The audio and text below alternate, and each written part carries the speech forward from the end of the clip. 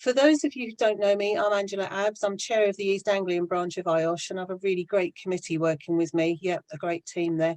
One of our teams with us today, and that's Kane. I'll introduce him in a minute. It's great to work together with other branches, and Chiltern actually are our close friends and part of the Midlands and East regional group. So we're happy to work together in the true spirit of IOSH's theme of collaboration. Just a quick advert for our next two East Anglian events. We've got one on diabetes, the hidden epidemic, providing some background on the disease and recognising the needs of people in the workplace and also the employer's responsibilities. That's on the 15th of September, so watch out for emails and reminders for that. And then the 6th of October, we've got another one of our T for 3 series, a networking drop-in session again. Natasha Wales-Dixon, she's going to be hosting that for us. She's really great at doing that, our East Anglian Vice Chair, so that's Natasha. Now, to introduce our next speaker, Kane, Bliss, Appleton. So Kane, if you get ready to share your screen, please. Kane joined the East Anglia Committee a couple of years ago now. He's our communications coordinator and has provided, has proved a real great asset and a support to us.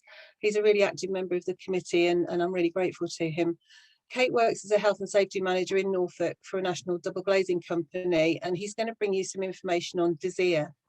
I'll take some questions afterwards, so please remember, if you put questions in the chat box, just to start them with a Q, and that'll be really helpful to us. So over to you, Kane, if you're ready. Yeah, fabulous, thank you. Yep, super. Thank you for the introduction, Angela, and thank you to Chiltern branch for the warm welcome today and allowing us to collaborate with you guys. Just want to go through those. The presentation should take no longer than 30 to 40 minutes, and it's a bit of a whistle-stop tour on DSEAR. A little bit about myself. I'm an ex-military by nature, operational tours including Afghanistan, then moved over to the fire service. I spent most of my working career in the fire service environment, whether that be aviation, firefighting, or on an upper tier COMAH site. I've been a health and safety practitioner for around about 5 years, but I'm no stranger to the risk versus benefit of dynamic risk management, if you like, across my whole working life. With regards to today's agenda, just put some bullet points down, really a bit of a wish list to hit through the points, a little bit around regulations, touch base on the ACOPs, and then move on to things like the risk management and the more policy side of things. So I'll start off with saying, what is DSEAR? So DSEAR itself is actually an acronym, and it stands for Dangerous Substance and Explosive Atmosphere Regulations. It was a piece of legislation that came into effect in 2002. The reason for the implication of the regulations was primarily because of 2 EU directives, which we'll touch base on shortly. The DSEAR puts the duty on employers and the self-employed from the 2 seconds. I'm trying to move my things over because I can't see my notes. Puts that duty on the self-employed to protect people from those dangerous substances and explosive atmospheres. Also extends to members of the public who will also be put at risk from those work activities. The aim and the purpose of those regulations is really to eliminate and reduce the risk from fire explosions. And it's up to the employer to put in place a suitable and sufficient assessment of that risk. So those 2 EU directives that I was referring to, first one is the known as the CAD, which is Chemical Agent Directives. And this lays out the minimum requirements, protection of workers from those agents. And that includes things like short-term and long-term exposures. And then the second one is the ATEX, the Explosive Atmosphere Directive. And this piece of legislation really harmonised the laws across all those member states and putting in place suitable equipment and protective systems that are intended then to be used in potentially explosive atmospheres. There's also a piece of legislation, European legislation, which was the CLP regulations, which was the Chemical Classification, Label and Packaging. There was a change in this specific piece of legislation in 2015, which saw the upper flash point increased from 55 Celsius to 60, which doesn't sound like a large change, but what that then done was brought into the DSEAR scope certain hydrocarbon cuts such as diesel, kerosene, and heating oils into that scope of into the scope of the CLP, into the scope of DSEAR. So there's 2 approved code of practice out there issued by the HSE, and as always, those ACOPs are primarily published for an informed and experienced audience. There is only 2 ACOPs. There used to be 6. As you can see from the numbers, they're a little bit skew if previously 1, 3, 4, 5, 6, and 7 specifically outlined the plant construction, the storage, the safe control, and the safe maintenance and repair, but they've now been encapsulated into just 2 documents. If you're not familiar with the ACOPs, or you're new to the DSEAR world, or you're just trying to get that understanding, a really good place to start is the leaflet that's been issued by the HSE, and that's around controlling the risks of explosion in the workplace. It's a good starting point, and that then gives you the fundamentals then to build on that to understand things like the ACOPs. And once you've got a good understanding of the ACOPs, and you need to go further, then the next logical step is around the standards. So there's 4 key standards, if you like, that reflect that are involved in DSEAR or associated. 1127 refers to the basic concepts and methodology, and it's primarily around the assessment of those hazardous substances and the design and construction and controls that you've got in place. And that's achieved through risk reduction and risk assessment. The 2 with the -10s, 60079, -1 and -2. The -1 refers to the gas atmospheres. So that's the gas atmosphere classification. So this is your zone 0s, your zone 1s, and your zone 2s, which we'll come on to shortly.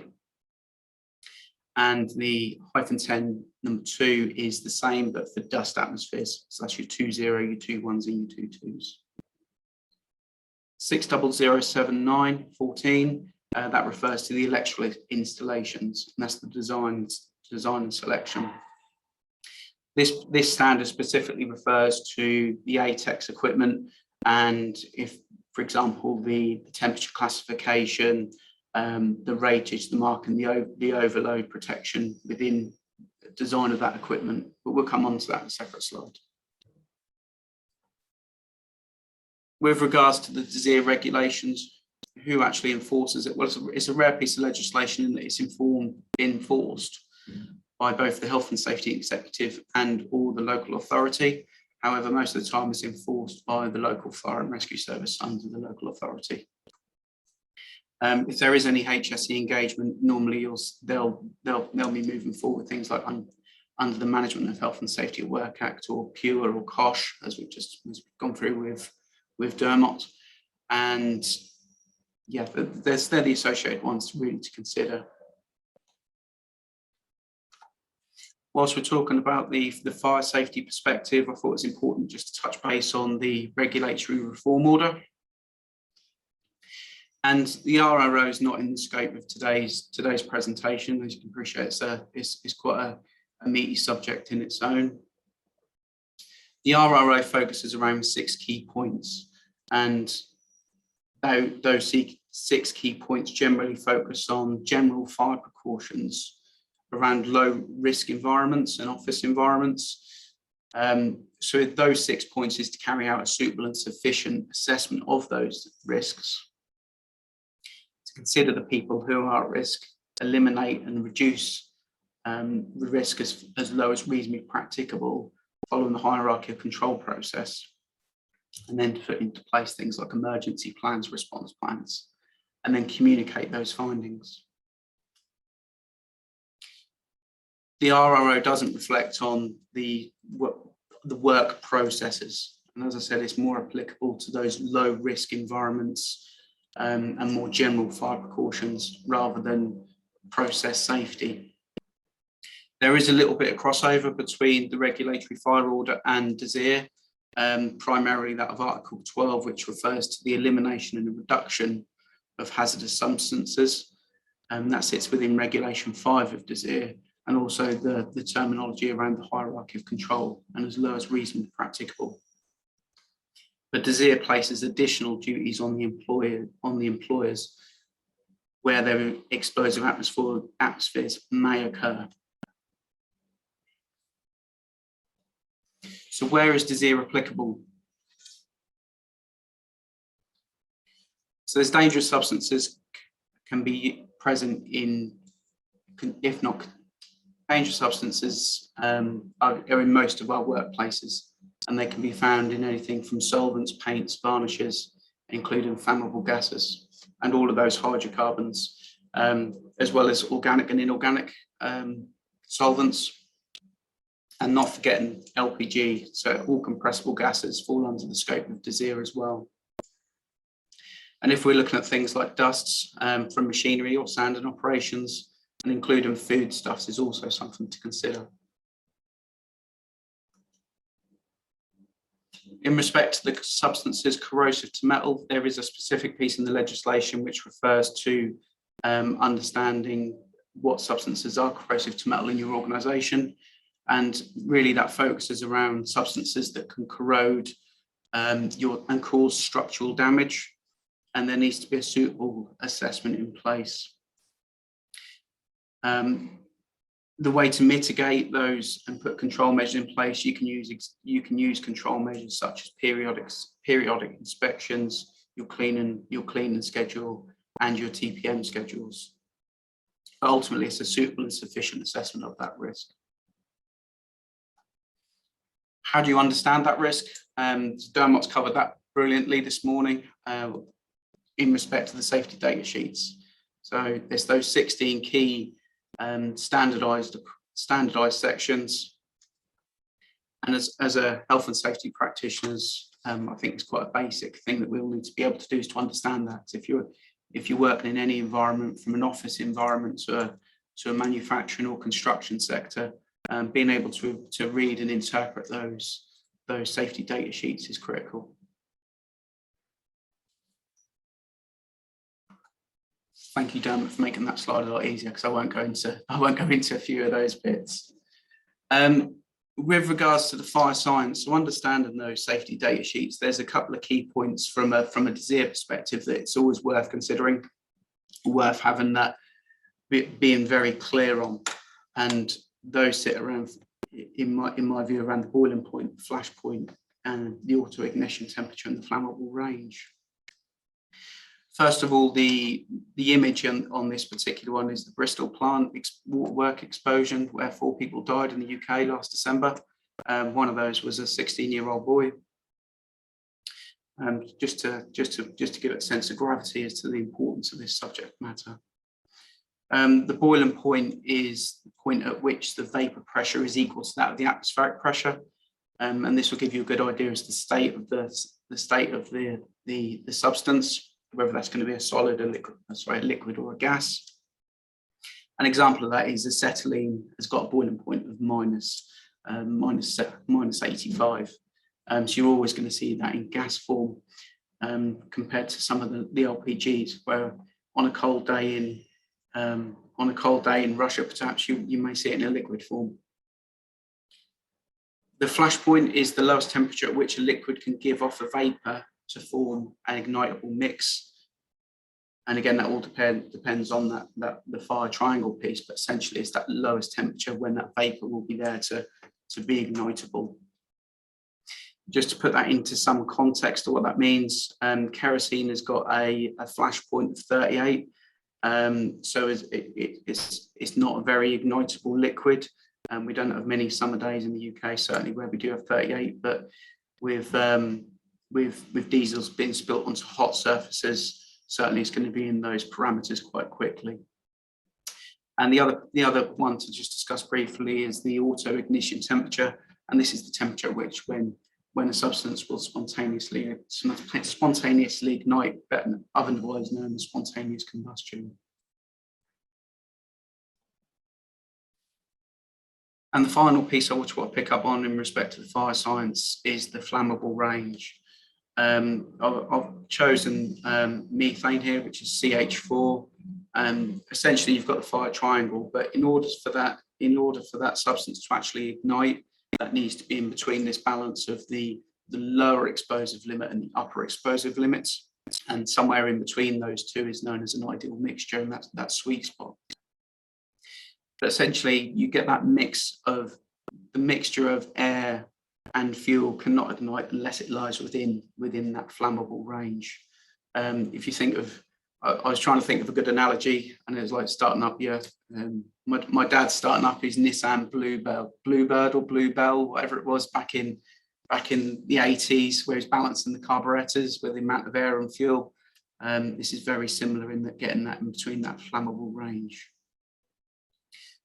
In respect of the flammable range of methane, which I've laid out here, just to put another substance out there, if you looked at something like acetylene, that's got a flammable range of around about 2% all the way up to 99%. So you can see you don't need a lot of it, or it can be very lean, or it can be a very rich environment, and both is going to give you a devastating result. So moving forward to the risk management section, really the way in order to comply with DSEAR, there's 5 key points. It's about assessing that risk. So before work's carried out, it's important that we assess that risk. It's caused by dangerous substances. Preventing or controlling those risks and putting control measures in place to eliminate those as far as reasonably practicable. Where it's not possible, follow the hierarchy of control, which we'll go on to shortly after this. Best solution is obviously always to eliminate, but that's not always a practical solution. Certainly within the manufacturing or construction environments. So moving on to the hierarchy of control. Where the risk cannot be eliminated, DSEAR requires those risks to be controlled in the following order. We're all familiar with the hierarchy of control. As I said, the elimination is always a challenging solution to put in place. However, it shouldn't ever rule it out. It should engage with the right stakeholders and try and even if it's a pie in the sky idea, challenge it and see if it can work. With regards to substitution, a good substitute, for example, if you're using xylenes or toluenes, can you submit those for less volatile options, inorganic solvents, for example, or even water? Water is a solvent that's out there to be used in abundance and relatively cheap. So can you substitute some of your processes? In respect to your engineering controls, so these will be things like your digital control systems, your safety instrument systems, blast panels, earthing points, continuity testing. These are all engineering controls under the hierarchy control. Then obviously we move into the administrative controls, and there's things like your housekeeping checks, any high level cleaning, the information, instruction and training piece within the regulations that would all sit in this section, and make sure you capture in that your routine audit and inspection processes. Also, if you've got systems set up like your 5S, that'll come into those administrative controls. And the final one, as always, is PPE. With PPE, obviously, it's important to consider your anti-static and static dissipative and look at the properties. Again, refer back to your safety data sheets, and that will really give you the information that you need to understand, do I need to use static dissipative PPE, or do I need to use anti-static PPE? Or do I need PPE that doesn't have those properties? Can I just use other standard PPE?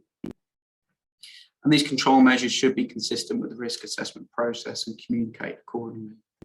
Really important to consult with your employees and obviously safety representatives on this. So moving on to the zonings next. First of all, I was going to pick up with the gas zones first of all. So we've got our zone 0, zone 1 and zone 2.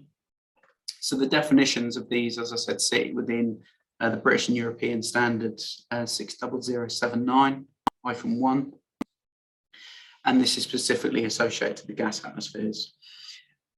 Zone 0 is an area where an explosive gas atmosphere is present for long, continuous or long periods of time, whereas a Zone 1 is where an atmosphere is likely to occur within normal operations. And then moving down the classification, a Zone 2 would be where it would not likely occur, or if it did occur, it would only exist for a short period of time. And similarly, the dust classification zones follow a very similar terminology. And I've included in there a couple of examples of zone mapping, where you can see inside a reactor would be a zone 2.0. The immediate pipe work and surrounding areas would be your zone 2.1, and in that wider peripheral would be your zone 2.2. But just to go through those again, so your zone 2.0 would be where that explosive atmosphere is continuously present for long periods of time. Zone 2.1 is where it would occur, where it would be likely to occur during normal operations. And then your zone 2.2, where it's not likely to occur during normal operations, but if it did occur, it would be only for a short period of time. And some examples of those, for example, you've got your wood grains, your sugars, your dusts, and many synthetic organic chemicals as well will fall into that scope. Moving forward onto the ATEX coding, I've just put this slide in here just to give people a bit of an understanding where this came from and what the information denotes on here. If we were using a piece of equipment within the DSEAR environments, we need to make sure that it's suitable and fit for purpose. So the ATEX regulation is an alphanumeric string that denotes the classification of the equipment that's going to be used in that environment, and that's got information on there and the types of protection, including whether it's suitable for a dust or gas environment, what the temperature class is, what the protection level is, and what zone that's going to be applicable for. And all this information sits within this plate.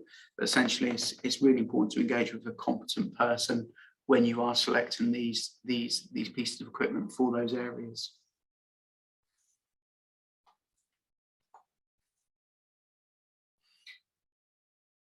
Specifically within the DSEAR regulations under Section 8, refers to the fact that emergency arrangements must be made to deal with emergencies.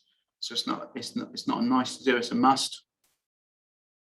And these plans and procedures should cover things such as safety drills, evacuation drills, what the warning systems are, and they all should be proportionate to the risks that you have within your workplace. If an emergency does occur, people should be familiar with what actions to take and allow them to carry out that task safely. And if you've got personnel such as on-site fire rescue provisions, they need to have the appropriate equipment to allow them to act accordingly in a safe manner. The information and emergency plans must be available, and also in the event of an incident, they must be available to the local emergency service in order to give them that understanding to then build their action plan and make decisions whether they're going to act offensively or defensively in a fire scenario. It's also a requirement under the regulatory reform order, under that collaboration and communication piece between the responsible owner of the premise and the local authority fire service. So even if you haven't got the DSEAR risk, it's certainly worth having those under the RRO. This piece does apply as well. One of the final sections I want to come to touch base on was the information, instruction and training piece. So employees must be provided with the relevant information, instruction and training. So what does that include? That understanding of what the risks are, what risks are present, understand the safety data sheets, not to a granular level, but have a good understanding as to, as Dermot said, the key global harmonised systems, what are your key hazards. Communicate those findings from the DSEAR risk assessment and the risk assessment process, and ensure that your employees are aware of the control measures that you've got in place and why they're there. If people have that understanding, then we're more likely to get them followed. And equally, if there's any defects, they're more likely to then escalate that and ask for support. Emergency procedures, which we touch base on, that they need to be familiar with what to do in the event of an emergency. And there's piece around competency as well, to make sure that your people are competent to work within that environment. So, you know, what training are you providing? Suitable training within those environments. Trainers such as taking mobile phones out onto the plant, taking photos. They need to be considerate of those risks. One of the final slides I've put in here is what if, as health and safety professionals, happens when it goes wrong. These images I've cut straight from the local media in the last couple of years. Within Norwich, we had a spray booth, unfortunately, where two people were killed. LPG incident over at Rackheath, and more recently the incident at Briar Chemicals with toluene vapour, where one of the welders was killed. And more recently, as I discussed in the previous slide, the Bristol incident where 4 were killed, including a 16-year-old. So without that financial and legal piece, there is ultimately a moral reason here that if we get this wrong, it can go wrong badly. So I just want to hit home on that final point, really. But there's just to touch base and summarise on those key points. The regulations, the difference between that DSEAR piece and the regulatory reform order. There's those two approved codes of practice and where they apply. A bit around the fire service, a bit around the fire science, and understanding that some of those terminologies within the safety data sheets. And then moving forward to the risk management section, including things like hierarchy of control and information instruction training.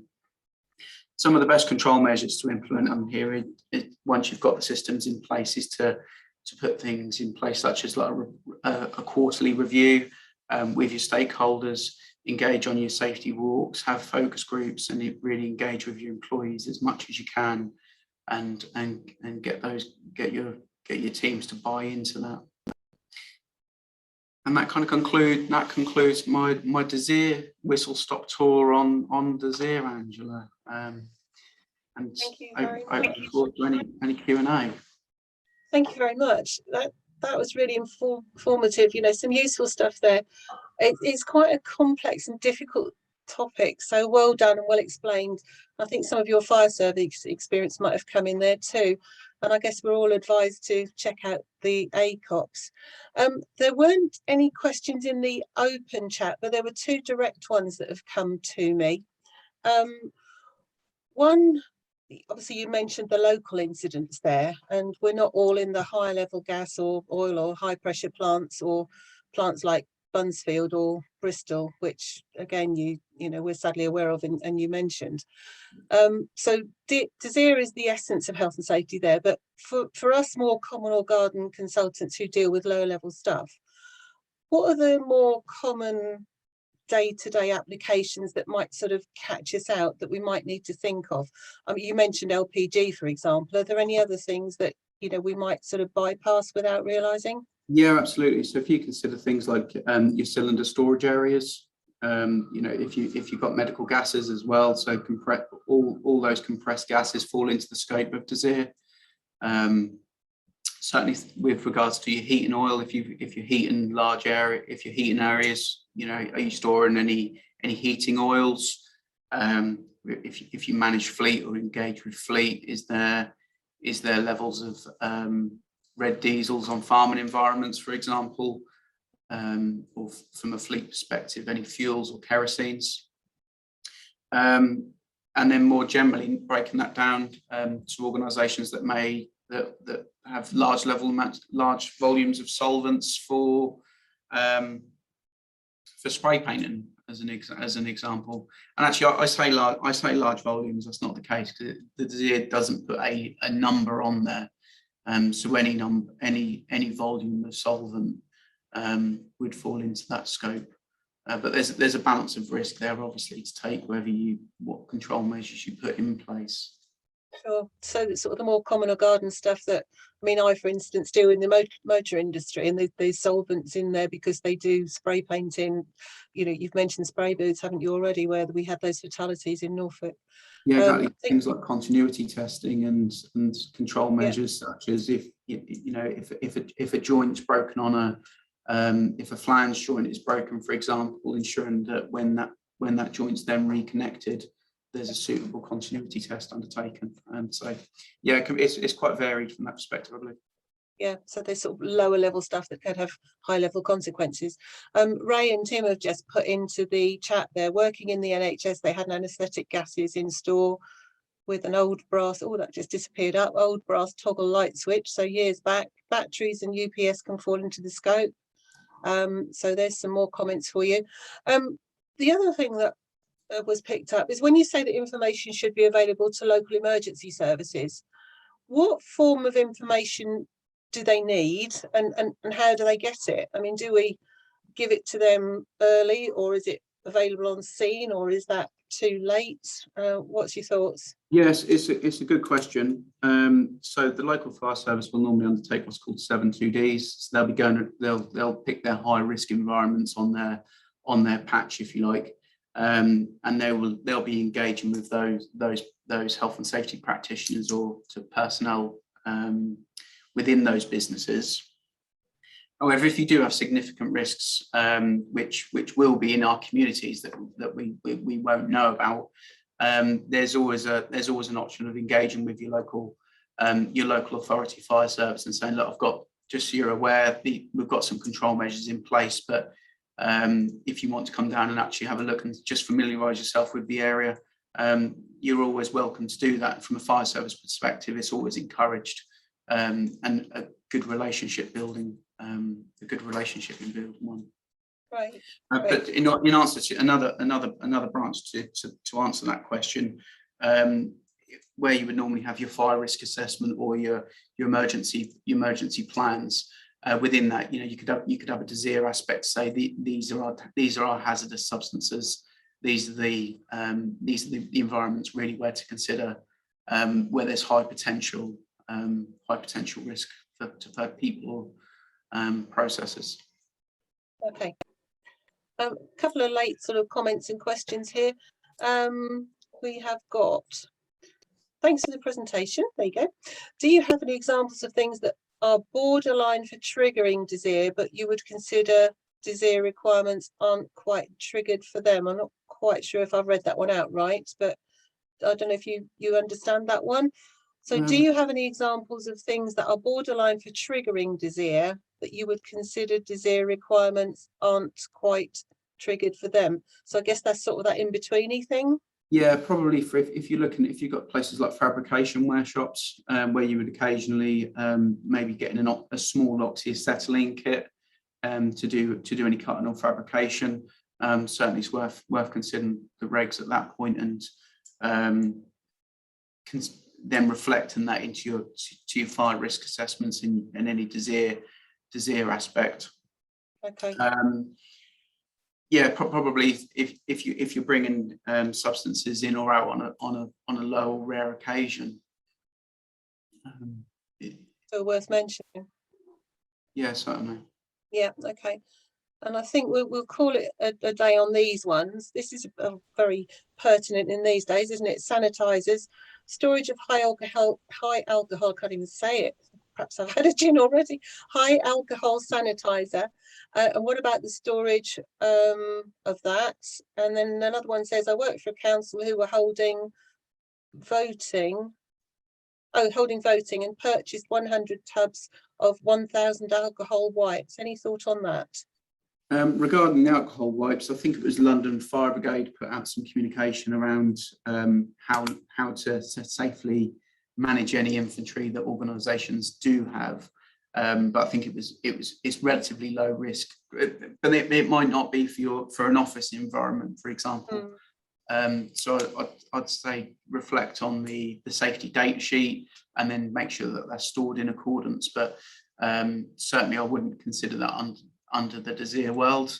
I think both of those points probably sit under your general fire risk assessment process rather than the DSEAR aspect of going back to Dermot's advice on the data sheets there. Yeah, and that comes under the RRO piece rather than DSEAR, because it's not a work process. It's not a piped or plumbed in process. Okay.